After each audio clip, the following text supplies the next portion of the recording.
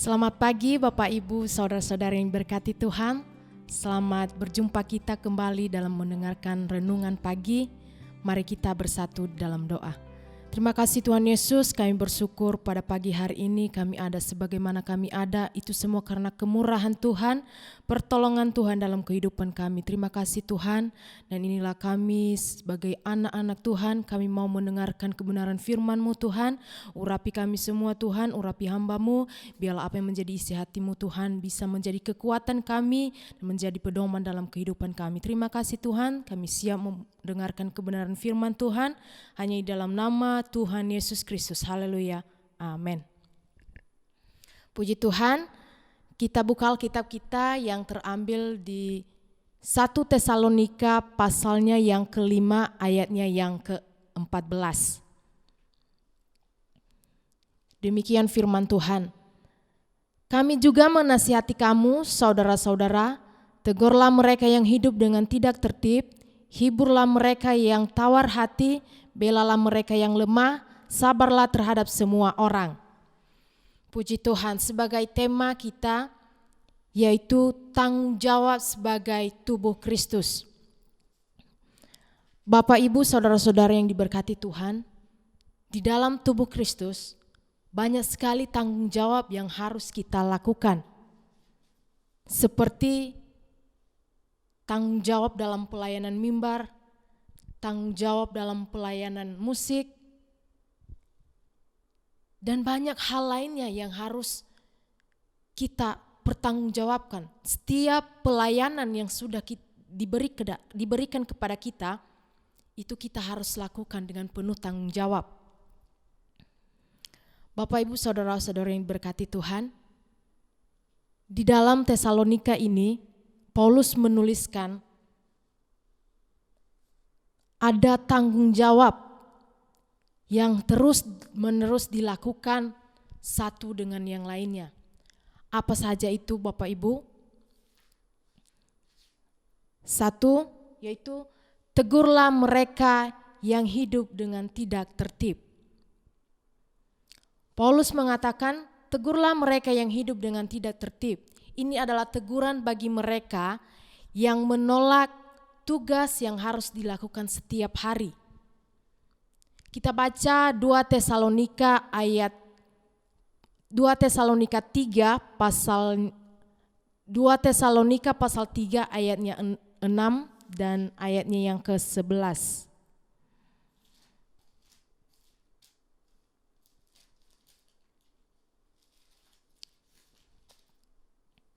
Dikatakan, tetapi kami berpesan kepadamu saudara-saudara dalam nama Tuhan Yesus Kristus, supaya kamu menjauhkan diri dari setiap saudara yang tidak melakukan pekerjaannya dan yang tidak menurut ajaran yang telah kamu terima dari kami. Dan ayatnya yang ke-11 dikatakan, kami katakan ini karena kami dengar bahwa ada orang yang tidak tertib hidupnya dan tidak bekerja, melainkan sibuk dengan hal-hal yang tidak berguna. Bapak Ibu yang diberkati Tuhan, kita harus tegur mereka, orang-orang yang tidak melakukan pekerjaan Tuhan, yang sudah diberikan kepada mereka.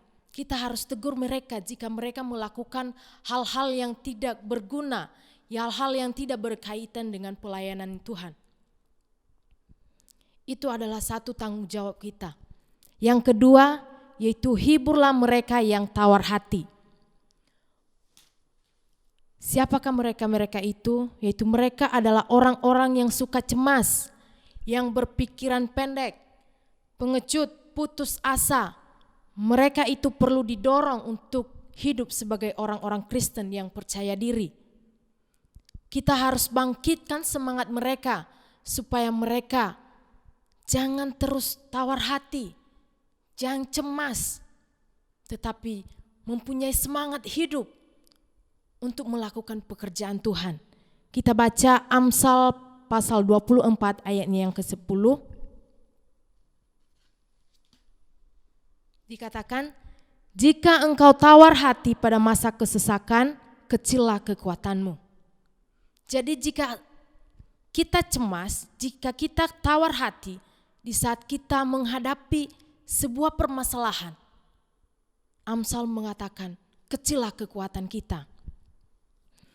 Yang ketiga, belalah mereka yang lemah. Kita sebagai tubuh Kristus, kita harus saling mendorong, kita harus saling membela orang-orang yang lemah. Orang-orang seperti ini perlu pertolongan, dukungan dari orang-orang yang percaya lainnya. Orang-orang macam ini adalah kurang dapat bersandar kepada Tuhan di saat mereka menghadapi permasalahan. Kita baca Roma pasal 15 ayatnya yang pertama.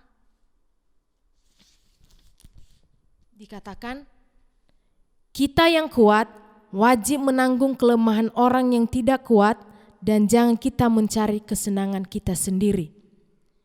Bapak, Ibu, saudara-saudari yang diberkati Tuhan, kita yang kuat, kita harus menanggung kelemahan orang yang tidak kuat.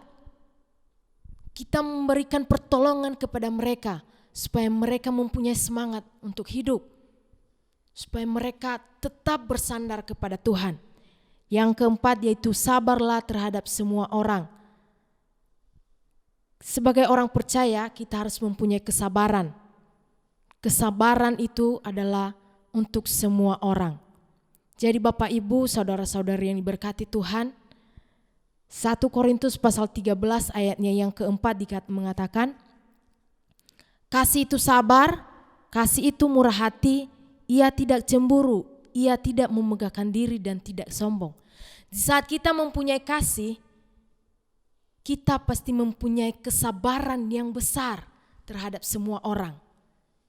Jadi Bapak, Ibu, saudara-saudari yang diberkati Tuhan, mari kita memiliki tanggung jawab bersama untuk menolong, untuk mendorong, untuk menegur, dan untuk selalu sabar menghadapi setiap permasalahan yang ada.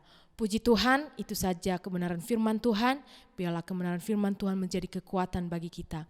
Mari kita berdoa. Terima kasih Tuhan, kami bersyukur pada pagi hari ini kami telah mendengarkan kebenaran firman-Mu bahwa kami harus mempunyai tanggung jawab untuk pelayanan Tuhan. Biarlah kami Tuhan saling mendorong, saling menopang, saling menolong dan memiliki kesabaran yang penuh di dalam Tuhan. Terima kasih Yesus, inilah doa dan permohonan kami percaya Engkau Tuhan menuntun langkah kami sepanjang hari ini. Hanya di dalam nama Tuhan Yesus Kristus, haleluya. Amin. Tuhan Yesus memberkati.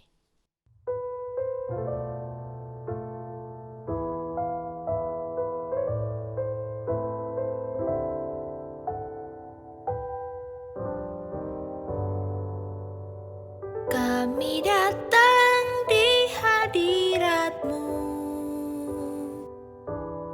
dalam satu kasih dengan bersehati. Berjanji setia sampai akhir, mengasihi-Mu, Yesus. Bersama keluargaku melayani Tuhan, Bersatu selamanya mengasihi Engkau. tiada yang dapat melebihi kasih-Mu, oh Tuhan. Bagi kami Kaulah segalanya.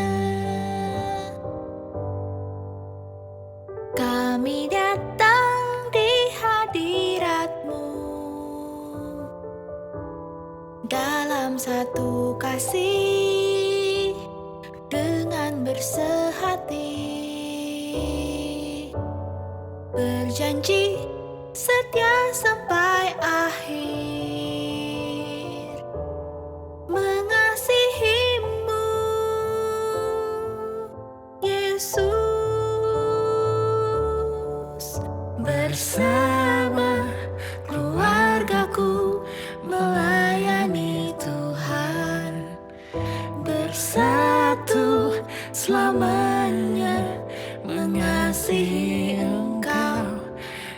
Tiada yang dapat melebihi kasih-Mu, oh Tuhan.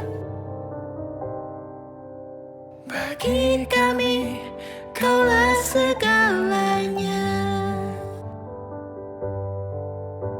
Gelombang badai hidup coba menghalangi, namun kuasa Tuhan buka jalan kami.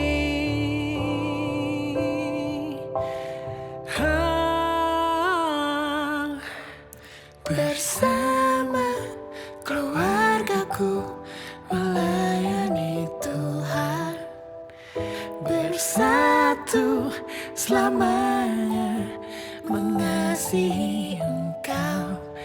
Tiada yang dapat melebihi kasih-Mu, oh Tuhan.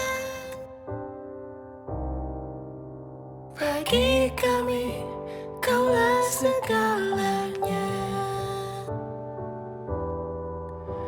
Bagi kami,